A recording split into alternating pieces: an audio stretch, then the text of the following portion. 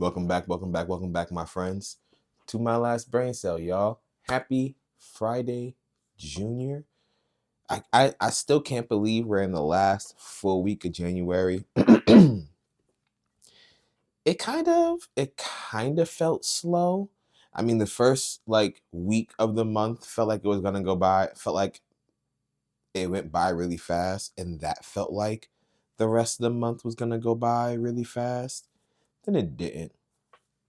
But it was a good month nonetheless. So we are officially almost done with the first month of the year.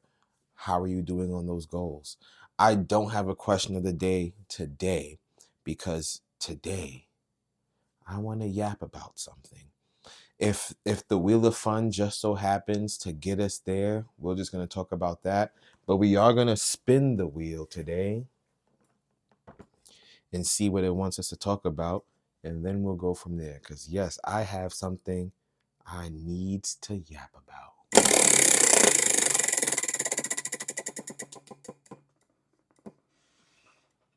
Gaming. I'll talk about gaming, actually.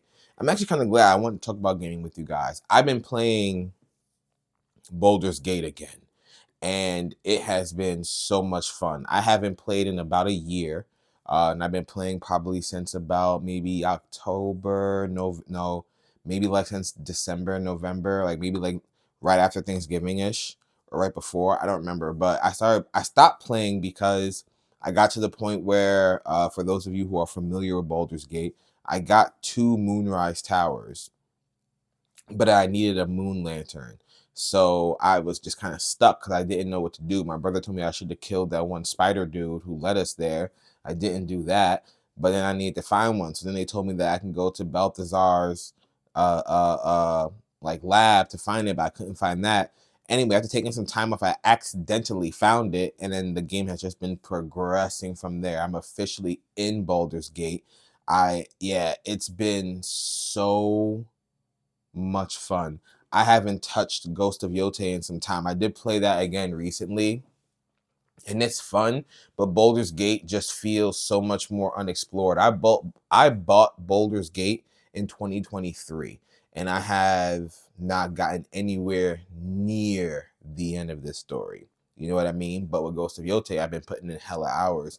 And Ghost of Yote, I know I need to finish because they're about to release. I shouldn't say about to, but sometime this year they're gonna release the multiplayer version, and I know I'm gonna be all over that too. Me and the boys are gonna be all over that. So I gotta finish that. But yeah, Baldur's Gate has been so much fun. So I'm a druid, and I communed with the worm in the astral plane. I found out my visitor was a mind flare, and I fully communed with the worm. So I got like the black eyes and stuff, and I can fly. No one else on my team wants to do it, so I'm not forcing them. I accidentally tried to probe Astorian's mind, trying to skip through some of the dialogue, so that was fucked up. But I don't push anyone on my team. But I do think at some point, like I started another character in my frustration of not being able to progress on my first character. My first character is a druid, and a druid Durogar.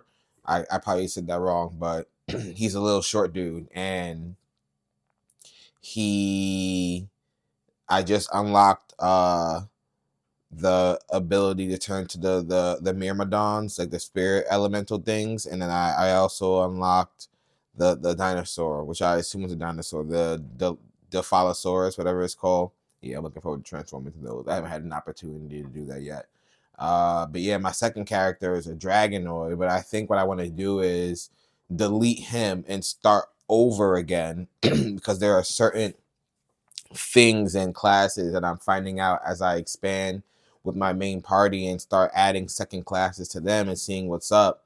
I'm learning that there are some things that I haven't explored, so I definitely want to go explore with another character because my first character, he's set in stone, but there's still a lot to explore. But yeah, what games are you guys playing? I don't know if there are any games. I think right now the only game I'm anticipating is Crimson Desert. I'm not even sure if there's gonna be like a day one cop for me, like Ghost of Yote was. I'll probably wait and watch for that one, see how people feel about it.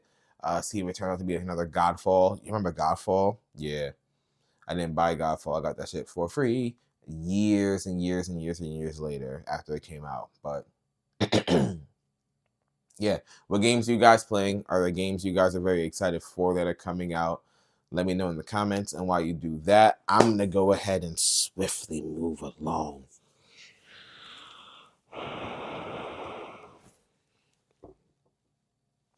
Anime fans, please tell me you have seen JJK. Now, wait a minute. Let me preface this by saying I have not seen the JJK episode that came out today as of this episode. Let's make that clear. I'm talking about the JJK episode with Maki when she kills the Zen'in clan.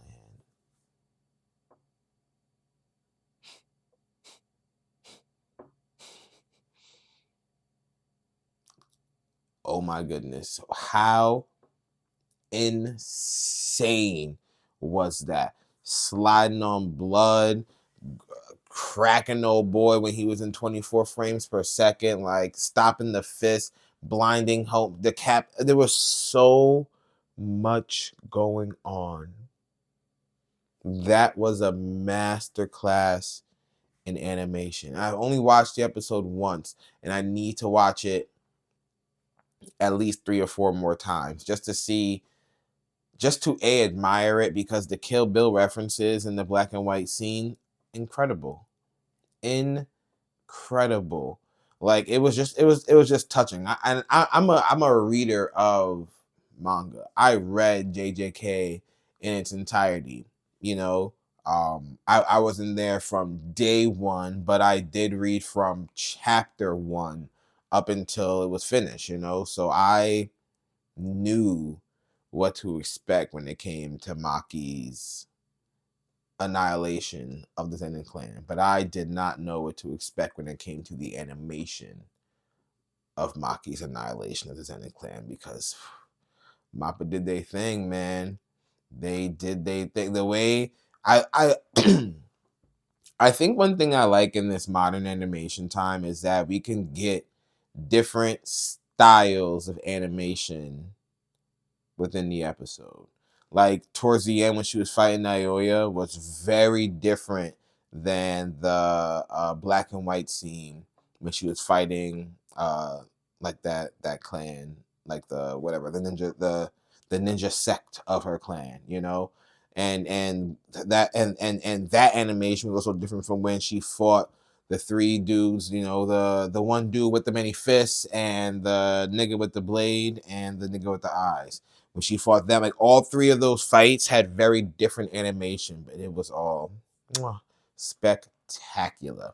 People online, I'm not sure if it's all just for show or just to talk, but they're saying, "Oh, this frame is horrible." When they talk about how Maki is the closest to Toji, and they just, as opposed, because in the manga it's just side by side, and I'll put it on the screen. They did it side by side in the manga, but in the anime they did it this way, and I'll put that on the screen as well. I don't think they did it in a bad way. It kind of makes you feel like, oh shit, he's coming at you again. Like, what did you want them to do? What would you have done different? Shut the fuck up. Anyway, yeah. And even if you're not an anime fan, or if you are an anime fan and not watching JJK, if you're a fan of cinematography, you should watch this episode. It's just beautiful. And it's one of the longest episodes for JJK in 28 minutes. There was still the outro and the intro, but that means there was probably a realistic 23 minutes to 25 minutes of anime. It was great. And you know what? Now that I said all that, I'm going to go ahead and skedaddle because I'm going to go watch it again. I hope you guys have a great Friday. You know what I mean? And I hope, well, we'll talk again before the weekend's over, but hope you have a good weekend. From me to you.